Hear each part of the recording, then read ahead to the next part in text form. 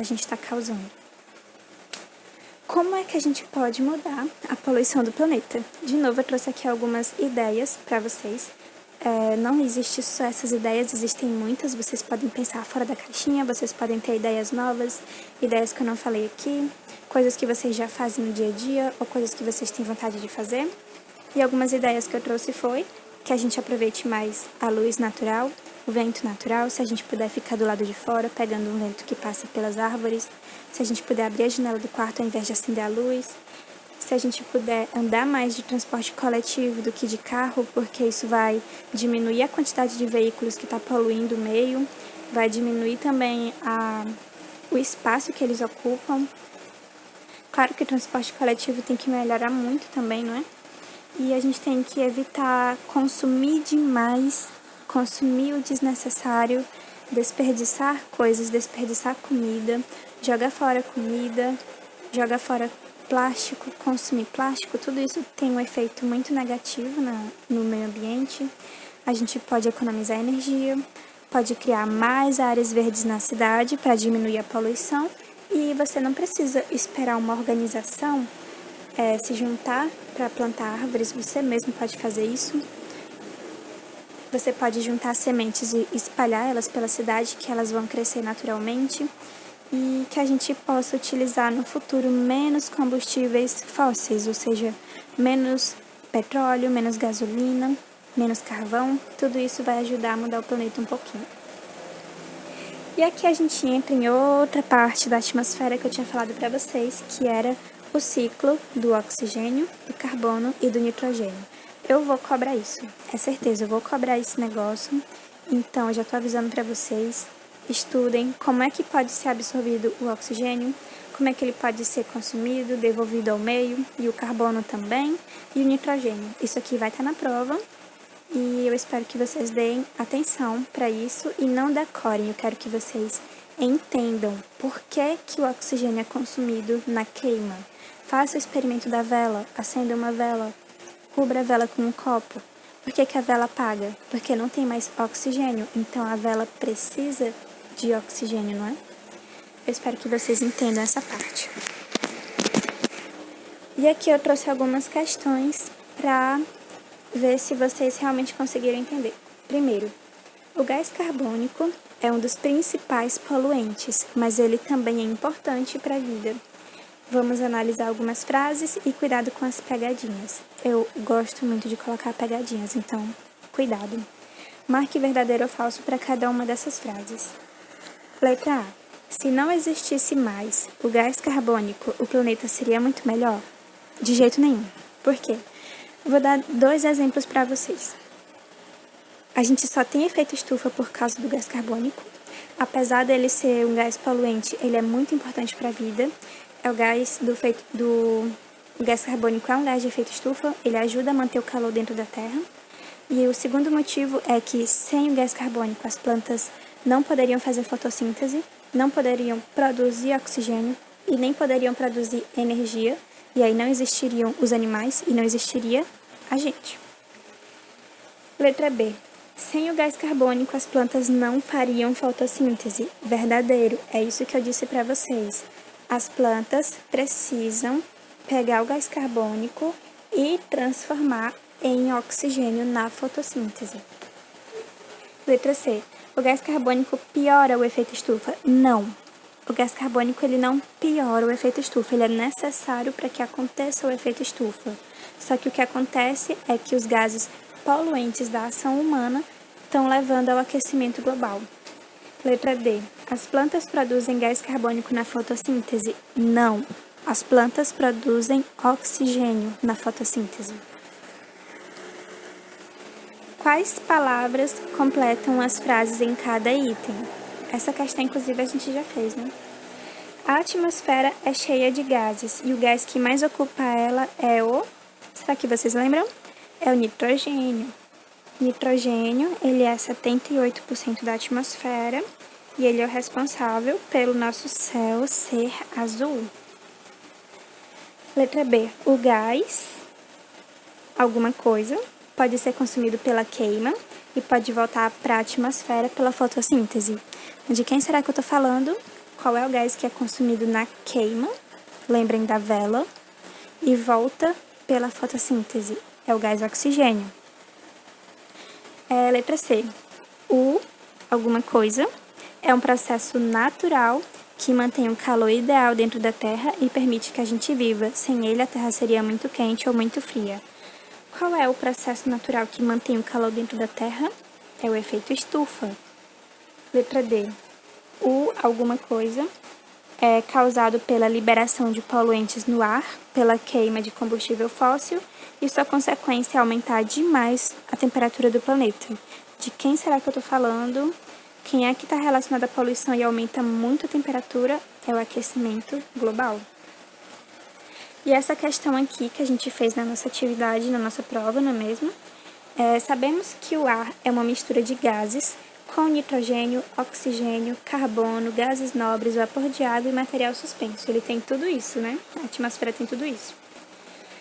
Quais atividades feitas pelo homem podem mudar a quantidade desses gases, seja para melhor ou para pior?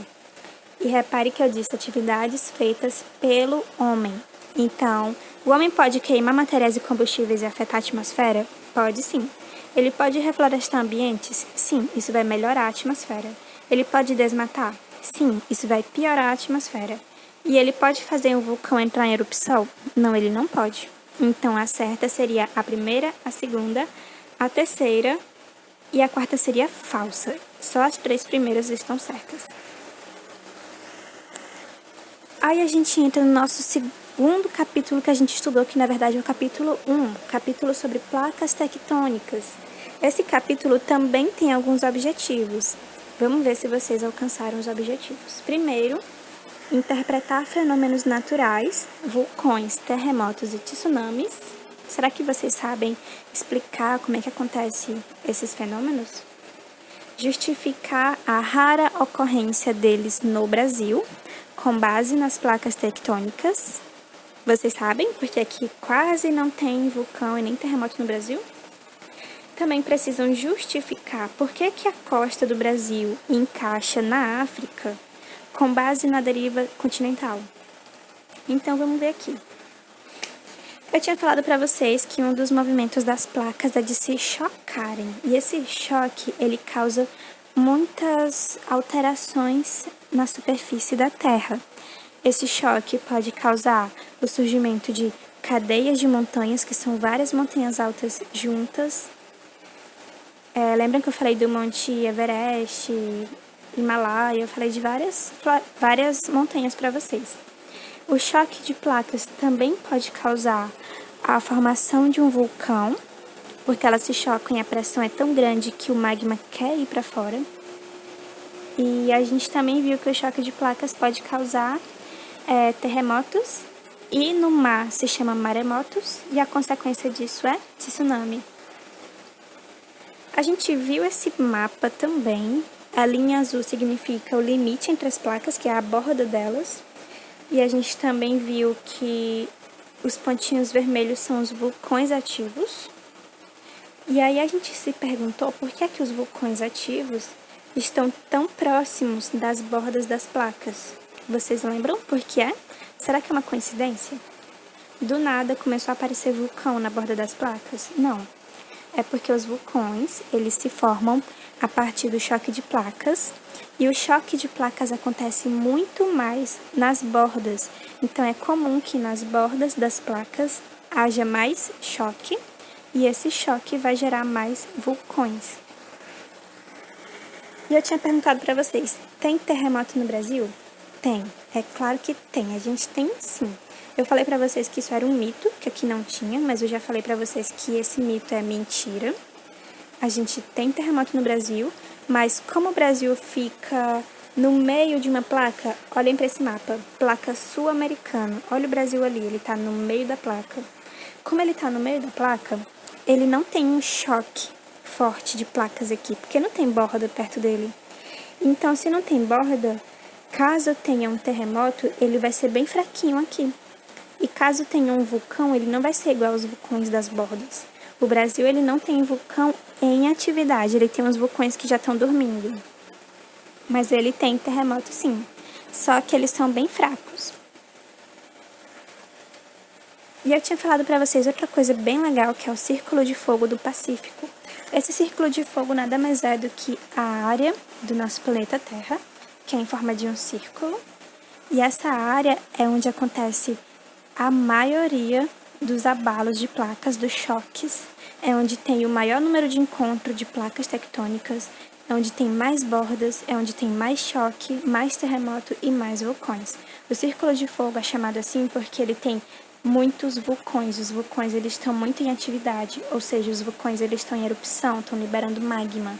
E é esse magma que deu o nome do Círculo de Fogo do Pacífico, que é uma região assim bem perigosa se você for pensar na possibilidade de acontecer catástrofes naturais. 90% dos choques de placa acontecem nessa região e 50% dos vulcões estão concentrados nessa área. E a última pergunta é: por que o Brasil se encaixa na África? Vocês lembram da deriva continental? A deriva, ela fala que os continentes estão se movimentando, eles estão se afastando ou se aproximando, alguns estão deslizando um pelo outro. Por que eles fazem isso? Por causa das placas tectônicas. Então, se eles estão, por exemplo, se afastando, significa que um dia, talvez, eles estiveram mais próximos. O Brasil estava mais próximo da África e eles se encaixam como se fosse um quebra-cabeça, como se eles já estivessem juntos um dia e eles foram separados, como se eles tivessem quebrado ao meio e cada um ficou com um pedacinho. Por isso que a gente diz que esses pedacinhos eles se juntavam e lá no começo do mundo, quando a gente só tinha um continente que era a Pangeia, todo mundo estava junto. Essa é a teoria da deriva continental. As placas elas estão sempre se movendo, um dia elas estiveram mais próximas e um dia elas vão estar mais distantes e algumas vão se afastar tanto que elas vão se encontrar pelo outro lado. Como é que a gente explica esses animais que acontecem no Brasil, mas eles também acontecem na África e na Índia? É porque essas placas, como elas estavam todas juntinhas antigamente, muito antigamente, esses animais aconteciam naturalmente nessas áreas. E aí, quando os continentes foram se afastando, os animais foram ficando mais distantes uns dos outros. E essa é a explicação que a gente dá porque eles são terrestres. Não tem como eles terem ido nadando, não é mesmo? Essa é a explicação por que os animais estavam juntos. Porque um dia as placas também estavam muito próximas umas das outras. E por último, esses são os movimentos que as placas podem fazer. Convergente, elas estão se aproximando. Transformante, deslizando. E divergente, se afastando. Se vocês tiverem alguma dúvida, me perguntem.